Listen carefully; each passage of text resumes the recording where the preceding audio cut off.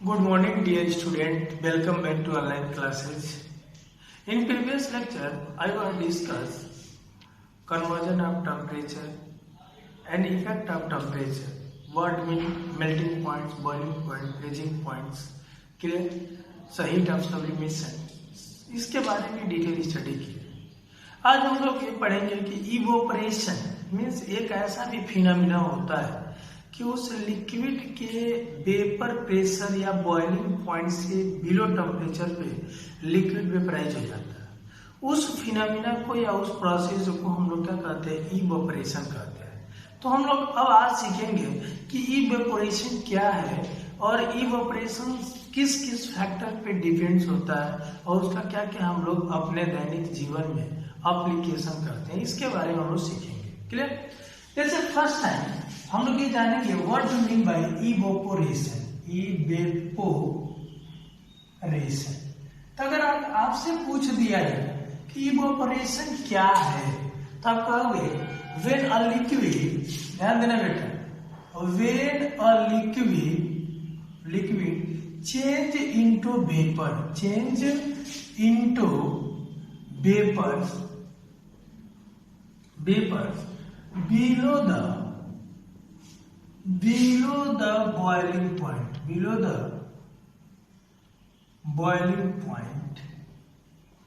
is known as evaporation। यहाँ से clear समझ में आ रहा होगा कि जब लिक्विड को हम लोग वेपर में चेंज करते हैं बिलो द बॉइलिंग पॉइंट, जैसे वाटर है, वाटर की बॉइलिंग पॉइंट आप कहते हो 100 degree centigrade, water 100 degree centigrade पे बॉयल हो जाएगा। क्लियर? तो कोई कभी ऐसा भी होता है, आप लोग भी देखे होंगे कि कभी ऐसा भी होता है कि लिक्विड का टेम्परेचर, वाटर का टेम्परेचर 100 डिग्री सेंटीग्रेड नहीं पहुंचता है, फिर भी वाटर क्या हो जाता है, इवोपरेट हो जाता है। क्लियर? इट मीन्स क्या हो जाता है, एटमॉस्फेयर में मिल जाता है। क्लियर? लिक्विड से वेपर में कन्वर्ट हो जाता है। तो उस फिनोमिना को हम लोग क्या कहते हैं, इवोपरेशन कहते हैं। जैसे आप लोग देखते होंगे तालाब की पानी गर्मियों में सूख जाता है, तालाब की पानी सूख जाता है, फिर आप देखते हो कि कपड़े को आप स्प्रेड करते हो तो कपड़ा भी सूख जाता है। कपड़ा सूखने का मतलब कि उसमें जो वाटर प्रेजेंट्स है, तो उसमें से वाटर निकालने के लिए उसके बॉइलिंग पॉइंट तक टेम्परेचर पहुंचाना पड़ेगा, लेकिन ऐसा नहीं होता। क्लियर? हम लोग कपड़े को धूप में डालते हैं या एयर के प्रेजेंस में डालते हैं तो कपड़ा हमारा क्या हो जाता है, सूख जाता है। तालाब की पानी धीरे धीरे हमारा क्या होता है, सूख जाता है। मीन्स कहने का कि इवेपोरेशन एक तरह का सरफेस फिना है। It is a surface phenomena. Means evaporation एक सरफेस पे होता है और सरफेस फिनोमिनन है। क्लियर? कि जितना अधिक सरफेस होगा इवेपोरेशन उतना ही ज्यादा होगा। क्लियर? तो अब आपको समझ में आ गया होगा कि जब लिक्विड वेपर में कन्वर्ट होता है बिलो द बॉइलिंग पॉइंट तो उसी को हम लोग क्या कर देते हैं, इवेपोरेशन कहते हैं। और यहाँ से क्लियर भी हो गया कि तालाब का पानी सूख जाता है due to phenomena of evaporation, कपड़ा हमारा स्प्रेड करते हैं सूख जाता है due to phenomena of evaporation. ये सारे इवेपोरेशन के क्या है, एप्लीकेशन है। क्लियर? दूसरी चीज है कि किस फैक्टर पे हमारा इवेपोरेशन डिपेंड करता है, तब यहाँ पे लिखेंगे factors depend on evaporation. Evaporation किस किस फैक्टर पे डिपेंड करता है? तो पहला क्राइटेरिया सरफेस एरिया। तो आप कहोगे evaporation is directly proportional to surface area. Means जितना ज्यादा सरफेस एरिया होगा उतना ही ज्यादा इवेपोरेशन होगा। जैसे देखते हो आप लोग, अगर क्लॉथ को हमने वॉश कर दिया और उसको ड्राइज करना होता है तो हम लोग ले जाकर उसको क्या करते हैं, स्प्रेड करते हैं। अगर स्प्रिंकल ही छोड़ देते हैं, मतलब अगर प्रैक्टिकली आप देखना चाहते हो तो एक कपड़े को सेम टाइम में रखो और सेम धूप में रखो और एक को स्प्रिंकल रख दो और एक को स्प्रेड कर दो, तो देखोगे जो स्प्रेड क्लॉथ है वो उसका ड्राइएस्ट रेट फास्टर होगा और जो स्प्रिंकल होगा उसका ड्राइएस्ट रेट स्लोअर होगा। इट मीन्स वहां से क्लियर हो रहा है कि इवोपरेशन रेट सरफेस एरिया पे डिपेंड करता है, जिसका सरफेस एरिया ज्यादा होगा इवोपरेशन उसका ज्यादा होगा। दूसरी चीज है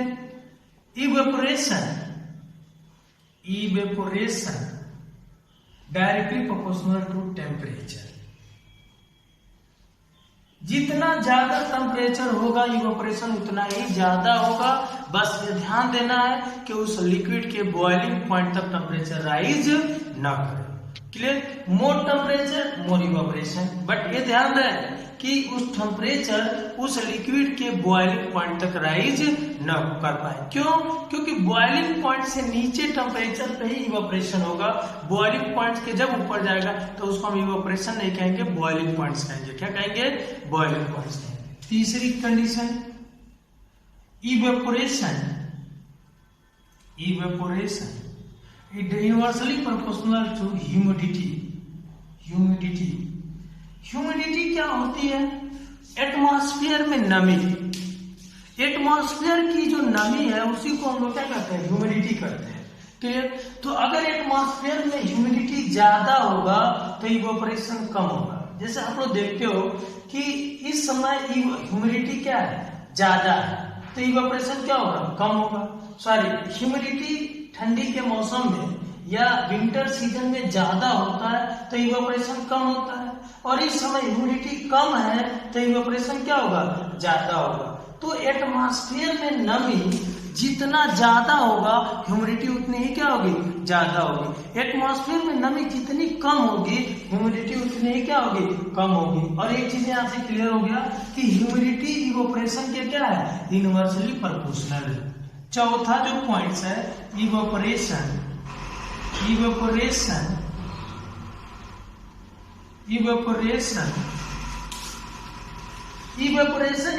directly proportional to speed of wind। Means कह रहा है कि इवेपोरेशन हवा के स्पीड पे भी डिपेंड करता है। जितना ज्यादा स्पीड ऑफ विंड होगा इवेपोरेशन उतना ही क्या होगा? ज्यादा होगा। तो ये सारे फैक्टर्स है जिससे इवेपोरेशन डिपेंड करता है। क्लियर? आपको समझ में आ गया होगा कि इवेपोरेशन क्या है, इवेपोरेशन किस किस फैक्टर पे डिपेंड करता है, और इवेपोरेशन किस फिनोमिना, बल्क फिनोमिना ना होकर क्या होता है? सरफेस फिनोमिना होता है। बल्क फिनोमिना, लेकिन बॉइलिंग पॉइंट क्या होता है? बल्क फिनोमिना होता है, और इवेपोरेशन कैसा होता है? सरफेस फिनोमिना होता है। कैसा होता है? सरफेस फिनोमिना होता है। क्लियर? Thank you.